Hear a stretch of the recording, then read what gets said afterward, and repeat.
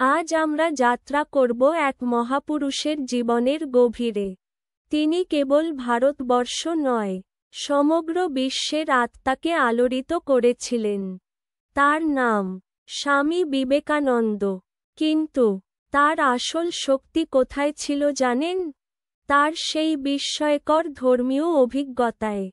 শৈশবের অভিজ্ঞতা। 1863 সালের 12ই জানুয়ারি কলকাতার এক সাধারণ বাড়িতে জন্ম নিলেন নরেন্দ্রনাথ দত্ত।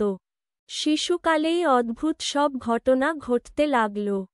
তিনি চোখ বুজলেই দেখতেন এক আলো, এক অসীম সমুদ্রের মতো আলো।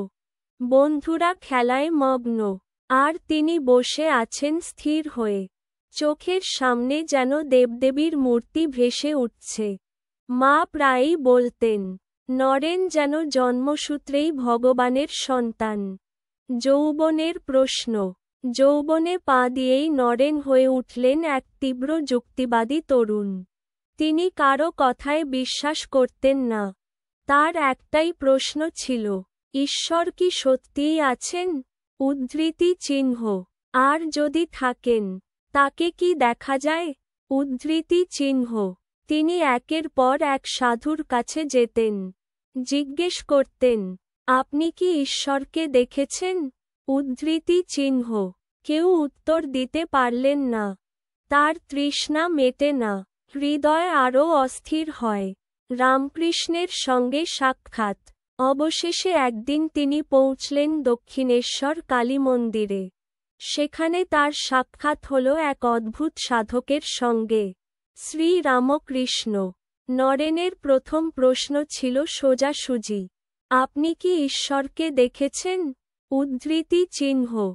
রামকৃষ্ণ হেসে বললেন, হ্যাঁ, যেমন তোমাকে দেখছি, তেমনি তাকে দেখি, তার সঙ্গে কথা বলি।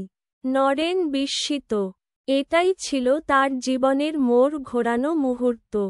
রামকৃষ্ণের সান্নিধ্যে রূপান্তর। রামকৃষ্ণের কাছে এসে নরেন পেলেন অভূতপূর্ব অভিজ্ঞতা। একদিন গুরু তার কপালে আলতো স্পর্শ করতেই সবকিছু মিলিয়ে গেল। নরেন ঢুকে গেলেন এক অসীম শূন্যে, এক অন্তহীন আনন্দে। পরে তিনি বলেছিলেন, সেই দিনে আমি জানলাম, জীবনের সত্য কেবল ভগবান। রামকৃষ্ণ তাকে বলেছিলেন, তুমি এই দেহে এসেছ মানুষের কল্যাণ করতে।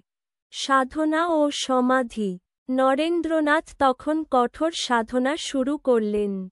ধ্যান করতে করতে দেহ চেতনা লীন হয়ে যেত।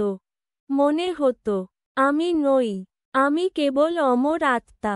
তিনি অনুভব করলেন, ঈশ্বর ও আমি আলাদা নই, আমি অসীমেরই অংশ। এই অভিজ্ঞতাই তাকে করে তুল্য অটল, নির্ভীক, অনন্য। সন্ন্যাস ও দায়িত্ব। গুরু রামকৃষ্ণ মহাসমাধির আগে তাকে দায়িত্ব দিয়ে গেলেন, তুমি ছেলেদের সংগঠিত করবে। নরেন্দ্রনাথ সন্ন্যাস নিলেন, হলেন স্বামী বিবেকানন্দ। দেশ ভ্রমণে বেরিয়ে তিনি দেখলেন, দরিদ্র, অসহায় মানুষে ভরা এই ভারতবর্ষ। তখন তার হৃদয়ে জেগে উঠল নতুন অভিজ্ঞতা। দরিদ্রের সেবা মানেই ঈশ্বরের সেবা। হিমালয়ে আলোক প্রাপ্তি। একদিন হিমালয়ের নীরব প্রান্তরে ধ্যান করতে করতে তিনি পেলেন ব্রহ্মজ্ঞান।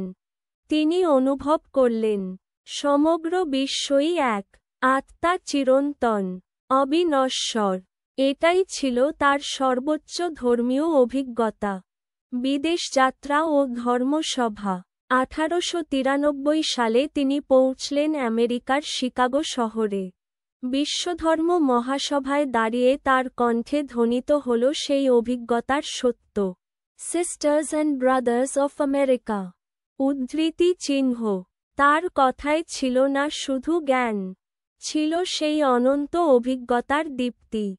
তিনি বিশ্বকে শিখিয়েছিলেন, সব ধর্মই সত্য, সব মানুষই ভাই।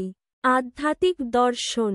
তার ধর্মীয় অভিজ্ঞতা তাকে শিখিয়েছিল, আত্মা অমর, ঈশ্বর সর্বত্র, দরিদ্রই জীবন্ত নারায়ণ।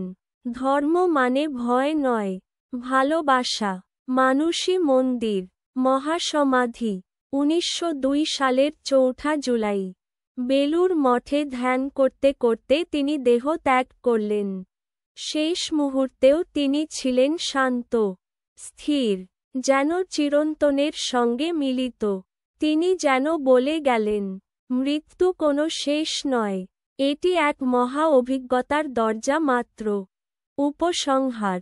শ্রোতৃবৃন্দ, স্বামী বিবেকানন্দের ধর্মীয় অভিজ্ঞতা আমাদের শেখায়, সত্য খুঁজতে হলে প্রশ্ন করতে হয়।